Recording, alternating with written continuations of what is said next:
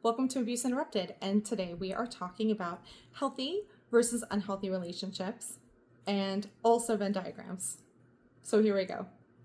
In a healthy relationship, there are two individuals and their individual selves are preserved. And as they share those selves with each other, that is where the relationship exists. It is people in relation to each other.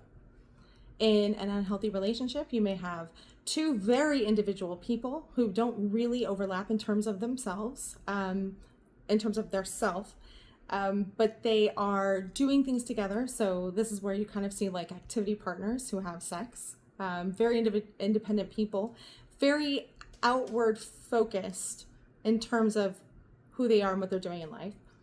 Or you might have two people who have completely given up all of their identity. Their identity is the relationship. That is all there is. And that type of relationship is very inwardly focused. And then you have a really traditionally abusive relationship dynamic where one person is the only person who's allowed to have identity in the relationship. And that person kind of eclipses the other person. The other person is more like an appendage or like a tool. They're not their own person. They only exist insofar as the primary individual wants to use them for their own identity. And so I have represented this kind of relationship, these styles with Venn diagrams. And a healthy relationship is kind of that classic Venn diagram that we know and love from school. Each side, each circle, each individual is preserved, but they overlap and they share who they are. In a very independent relationship, those identities don't overlap. We're not really sharing anything. We just maybe do things in the vicinity of each other. As I said, this is friends with benefits. These are people who maybe are activity partners having sex. It could be avoidant attachment style individuals. And then we have our enmeshment dynamic, which is there is no identity outside the relationship and is very inward focused. The relationship is what takes all of the attention. The relationship is what has all of the focus. We're not really focused on our lives because we don't exist as individuals. And then this was my very sad attempt to draw the traditional abuse dynamic, which is when one person's identity is the only identity that's allowed to exist in the relationship. So what makes a healthy relationship? A healthy relationship preserves individual power and autonomy. Each person has reasonable expectations. It's safe.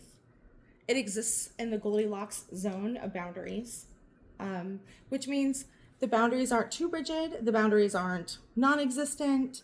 When you have too rigid boundaries, you have this. When you have non-existent boundaries, you have this or that. There's mutuality in the relationship, as in both individuals matter. Both individuals are present in the relationship or allowed to be present in the relationship. There's interdependence, and there's primacy of mutual care. In an unhealthy relationship, you have an unbalanced power dynamic and often a usurpation of power. You have unbalanced autonomy. Autonomy basically means I get to decide for me. In a healthy relationship, we're deciding with each other, but from our own perspectives on what we and our partner needs. It's a very cooperative style of relationship. Whereas in an unhealthy relationship, it is not cooperative, and that is not what's happening. You either give up your autonomy, or it is taken from you, or you are powering over another person. These relationships have unreasonable expectations on both sides. At least with the very independent people, they're on the same page. The enmeshed people tend to be very engaged in magical thinking on both sides. And they sort of tend to deify the relationship. Like the relationship is, instead of being a platform for you to go and live in the world, the relationship is the world, is the only thing that matters. Unhealthy relationships are unsafe, toxic, and abusive. If you are being hit, if you are being manipulated or controlled, you're not in a safe relationship, and therefore it is not a healthy relationship. It is what it is. If you're being hit, that's it. You are not in a they're great but situation. You are in a, oh, this is not a safe relationship. Automatically it's unhealthy. Now I got to look at this. In an unhealthy relationship, you do not have two givers who are giving to each other in mutuality. You either have a taker and a giver, or you have two takers. An unhealthy relationship has emotional codependence and emotional independence. It does not have interdependence, which is where we depend on each other, but not to the point where we make the other person completely responsible for us, or we say, you're never responsible for me. And in an unhealthy relationship, we have a primacy of rightness. Because an unhealthy relationship is essentially two people who are fighting over what reality is, instead of having already a shared reality, right? Like in a healthy relationship, we're fighting for, no, this is right, or that's right. And so one person probably may be right, and the other person probably very much not right. Or both people are not right in different ways, but they're fighting for their version of reality to be accepted as reality.